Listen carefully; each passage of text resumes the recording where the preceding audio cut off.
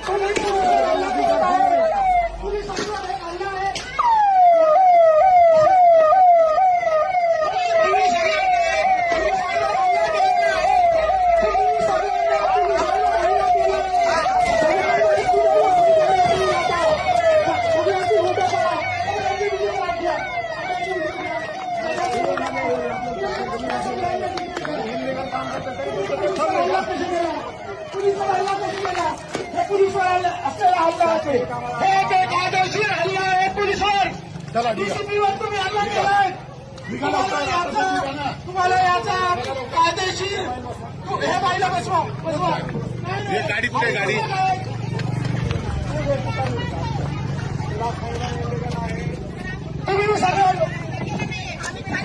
चला रे सर्व गाडीत बसा, त्या गाडीत बसा, सर्व महिला बसवा त्या गाडीत मोठ्या मोठी गाडी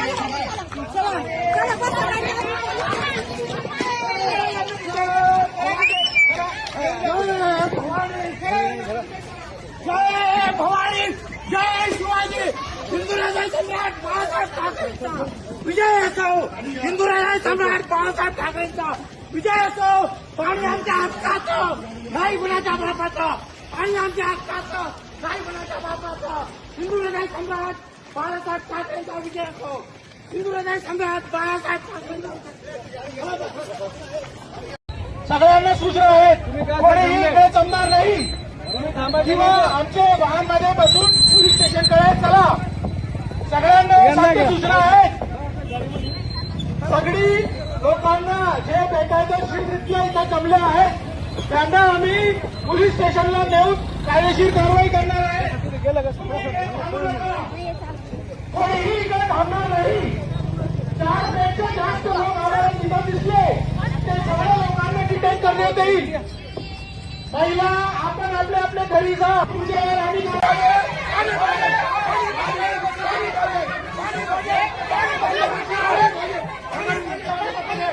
आतमध्ये घ्या, आतमध्ये घ्या, आतमध्ये बसा तुम्ही। आतमध्ये जा ना, साहेब सांगता येईल तुम्हाला।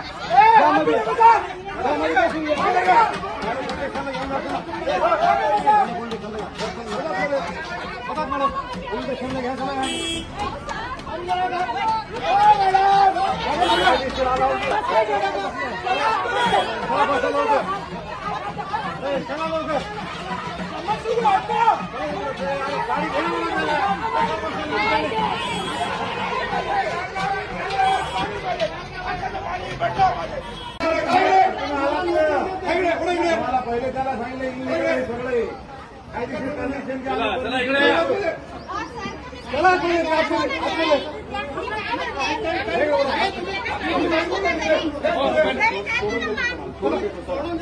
सोडून देतो चला गाडी घ्या।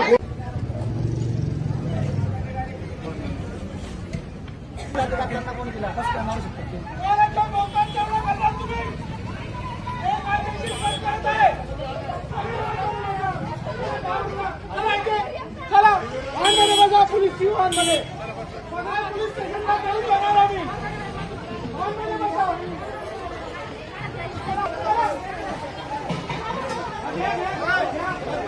चला भैया चला चला स्वतःहून बसून जा आम्हाला जोर जबरदस्ती करायला वेळ येऊ देऊ नका चला पुढे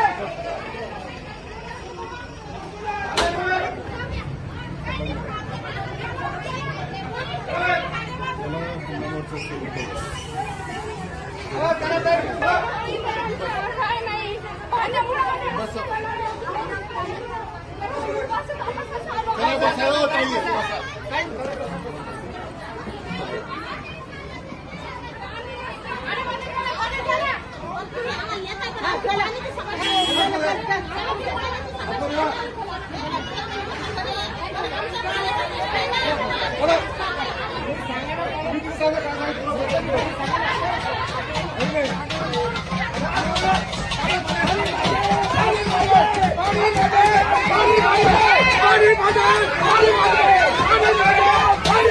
कळत नाही का आमची मराठी आम्हाला आमची मराठी कळत नाही का सगळ्यांना सूचना आहेत कोणीही इकडे जमणार नाही किंवा आमच्या वाहनमध्ये बसून पोलीस स्टेशनकडे चला सगळ्यांना सारख्या सूचना आहेत सगळी लोकांना जे बेकायदेशीररित्या इथं जमले आहेत त्यांना आम्ही पोलीस स्टेशनला नेऊन कायदेशीर कारवाई करणार आहे कोणीही इकडे थांबणार नाही 4 पेक्षा जास्त लोक आम्हाला तिथं दिसले ते सगळ्या लोकांना डिटेन करण्यात येईल महिला आपण आपल्या आपल्या घरी जा तुमच्यावर आम्ही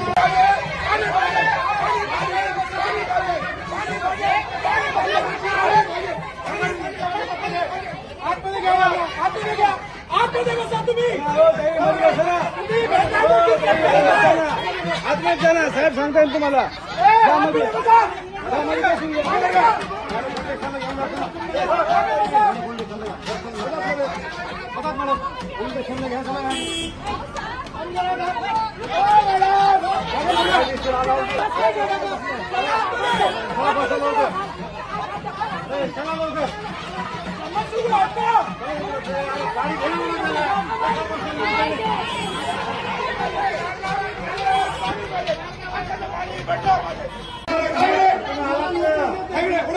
पहिले त्याला सांगितलं इंग्लिश सगळे कायदेशीर कंडिशन चला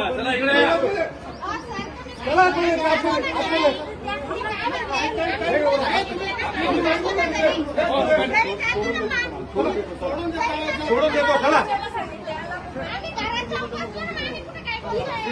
गाडी घ्या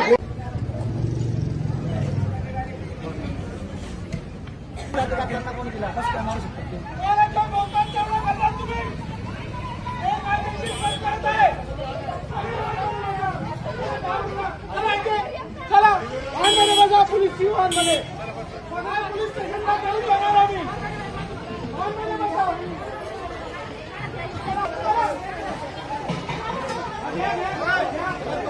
चला भैया चला चला स्वतःहून बसून जा आम्हाला जोर जबरदस्ती करायला वेळ येऊ देऊ नका चला पुढे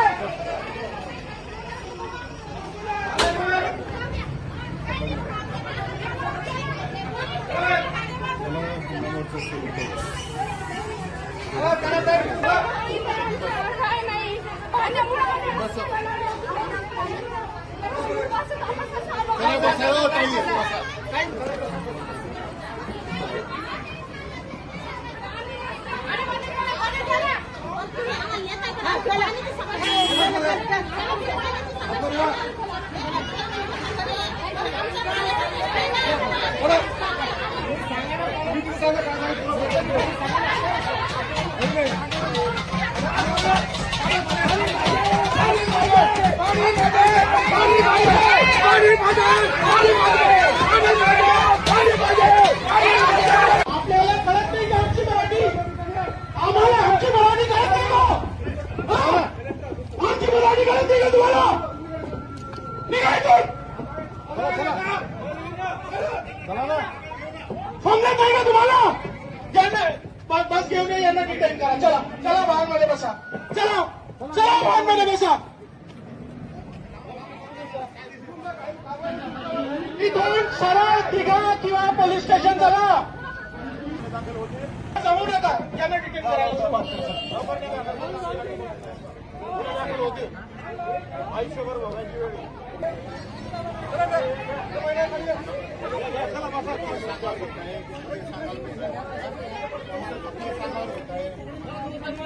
किंवा आपल्या आपल्या घरी तुम्ही परत निघून जा. बेकायदेशीर आहेत. बेकायदेशीररित्या केलेल्या कृत्यावर आम्ही डिटेन करून कायदेशीर कारवाईसाठी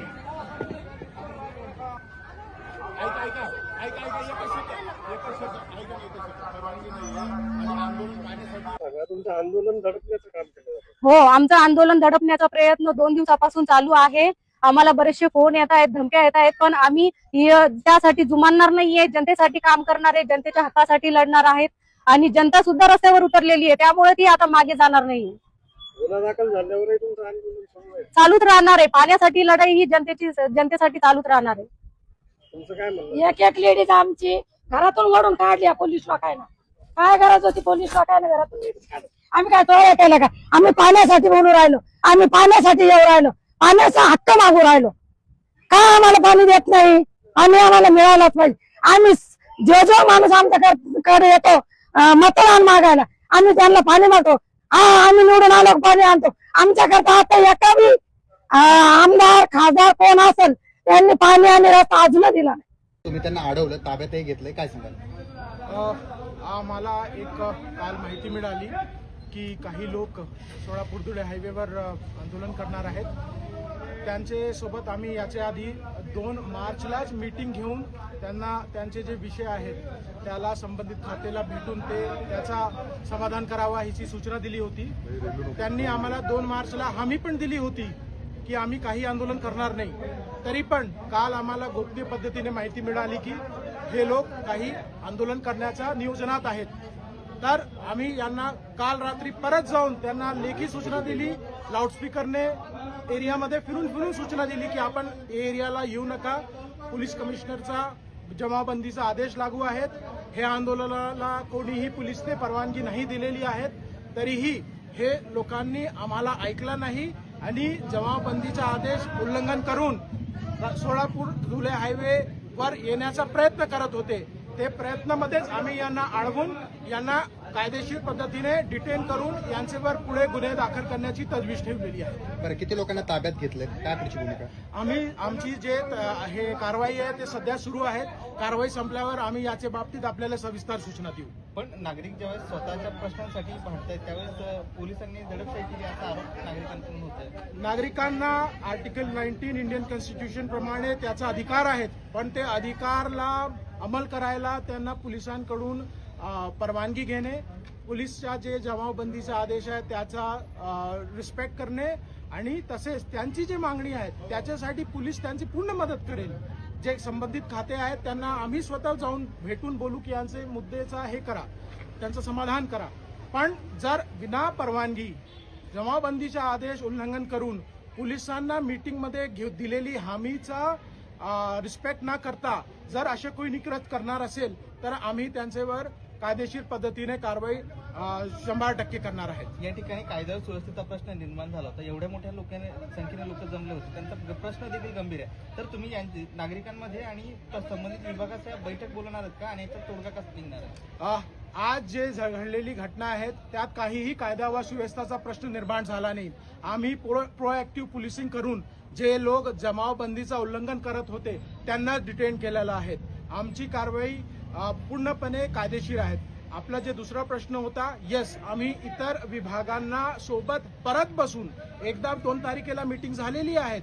जे आंदोलन करते होते आणि इतर विभागाचे लोक, जे बाकी लोक आहेत, जे बाकी मागण्या आहेत त्याच्यासाठी आम्ही परत इतर खात्यांना जे संबंधित मुद्द्याचे खाते आहेत त्यांना भेटून त्यांना याचा काहीतरी तोडगा काढावा याची विनंती करू.